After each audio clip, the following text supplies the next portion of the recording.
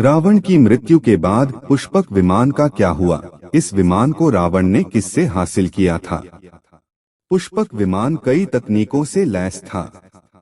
इसे आदिकाल का पहला विमान कहा जाता है। लेकिन रावण ने इस दिव्य विमान को किससे प्राप्त किया था और उसकी मृत्यु के बाद इसका क्या हुआ? आइए जानते हैं। वाल्मीकि रामायण में रावण के पुष्पक विमान को दिव्य विमान कहा गया है, जो कई तकनीकों से लैस था और आज के आधुनिक जमाने के विमान से कम नहीं था। पौराणिक कथाओं के अनुसार पुष्पक विमान का निर्माण भगवान विश्वकर्मा ने किया था। विश्वकर्मा जी ने इस विमान को अपने पिता ब्रह्मा को दिया और बाद में ब्रह्मा जी ने पुष्पक विमान कुबेर को दे दिया। लेकिन जब रावण की नजर इस दिव्य विमान पर पड़ी तो उसने शक्ति के बल से इसे कुबेर से छीन लिया। आदिकाल का विमान होने के बावजूद भी पुष्पक विमान में कई खूबियां थीं।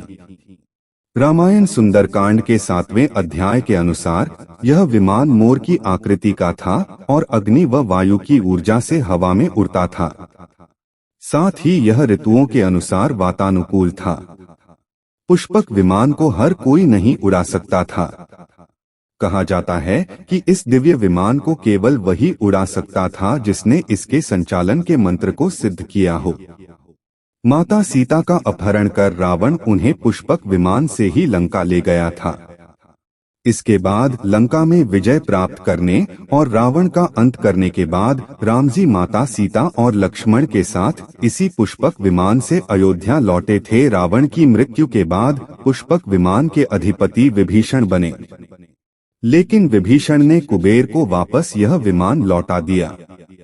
इसके बाद कुबेर ने रामजी को यह विमान भेंट स्वरूप दे दिया।